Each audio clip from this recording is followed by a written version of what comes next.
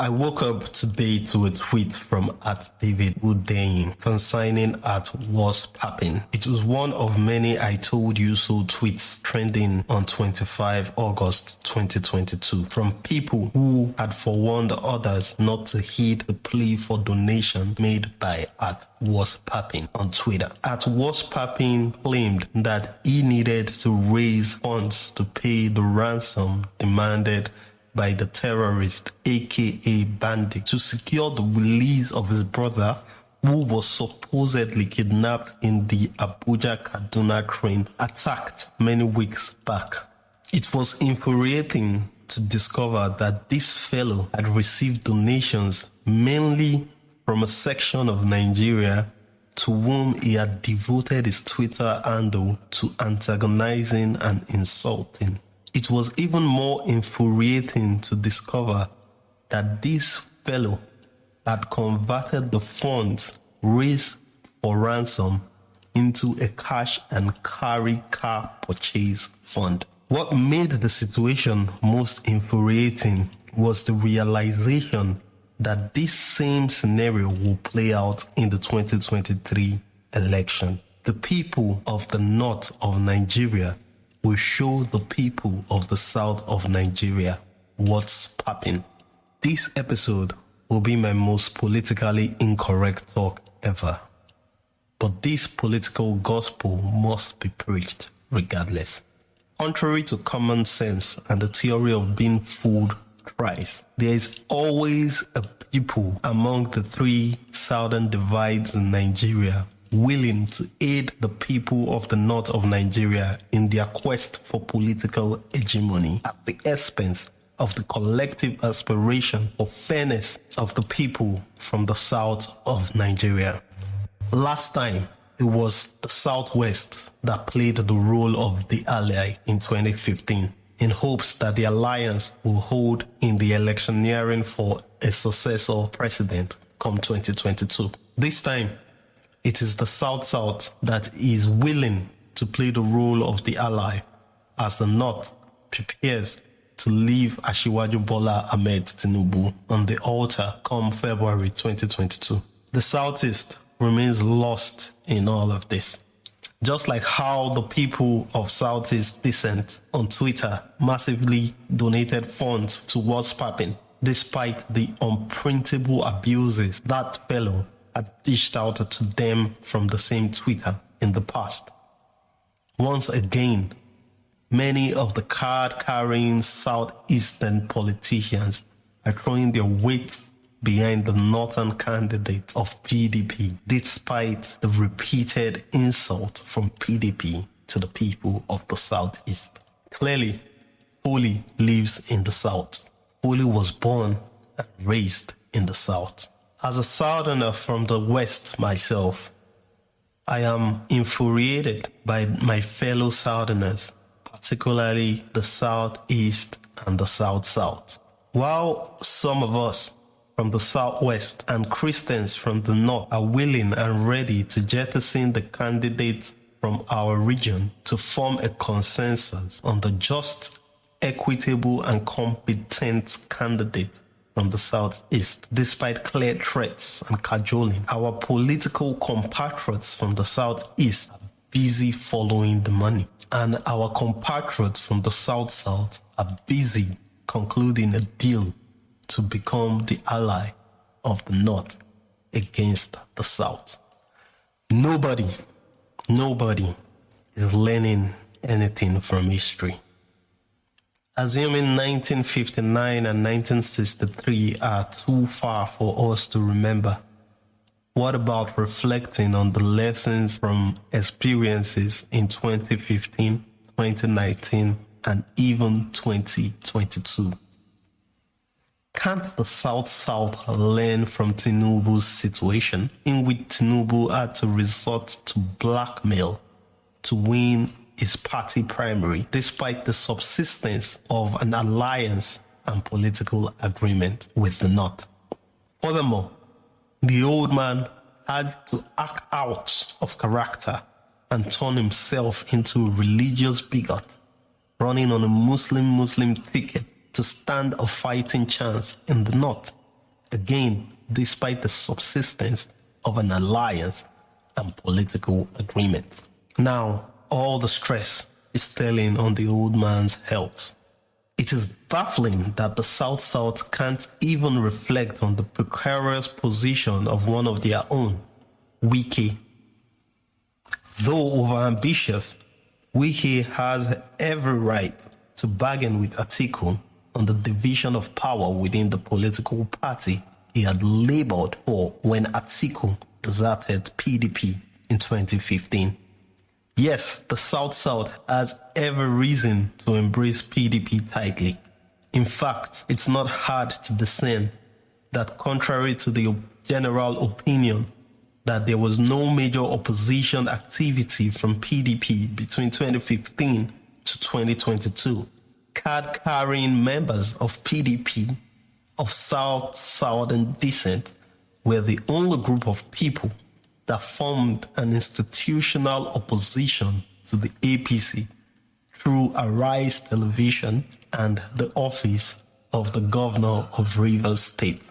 However, as of today, even this group of people who were able to create those institutional oppositions are torn between entering a deal to play second fiddle to the North and battling for respect and equality with the North. The former is being championed by the Deltan Arise Television people, while the latter is being championed by Wike PDP Southern Governors Forum people.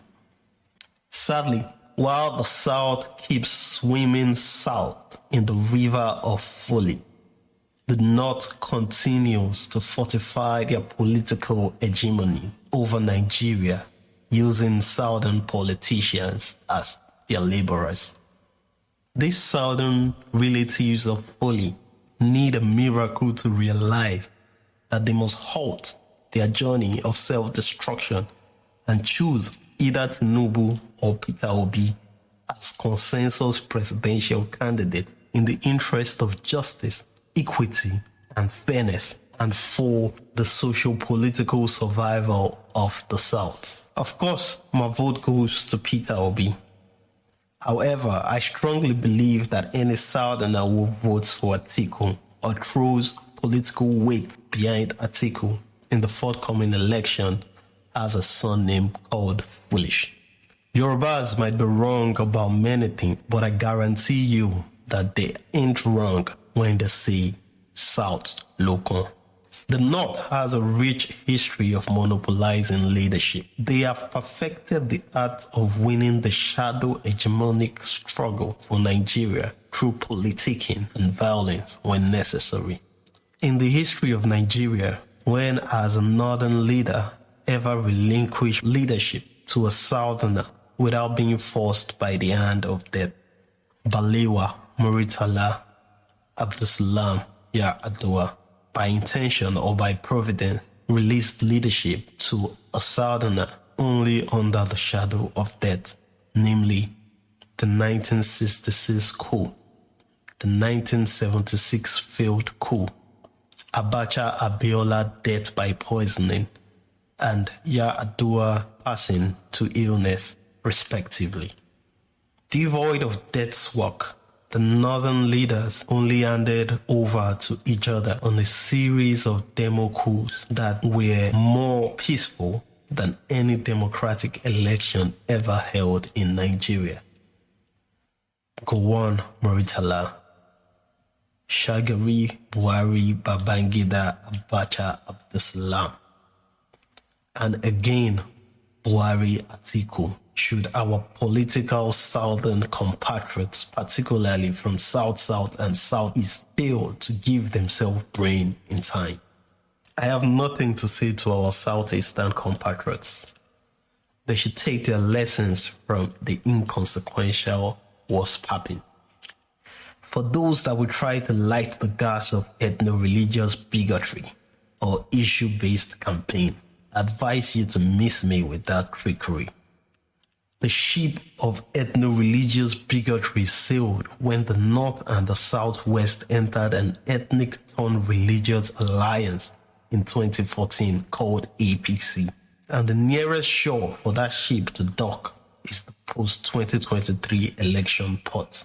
Your cooking will not create dry land amid the ocean, so you can keep your insincere ethno-religious bigotry outcry to yourself. As for the challenge of having an issue-based campaign, the greatest yet most avoided challenge to Nigeria is unity. And the solution lies in having bold discussions, not in trickery and/or politics. All the talk around the economy is just disguising the biggest problem. We already know the plan of the leading candidates for the economy. We know Tinubu hopes to improve APC's economic blueprint by focusing on taxation.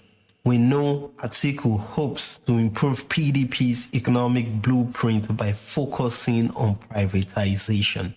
And we know Peter Obi hopes to introduce a new economic blueprint that focuses on industrialization. Enough has been said on the electioneering issue of the economy.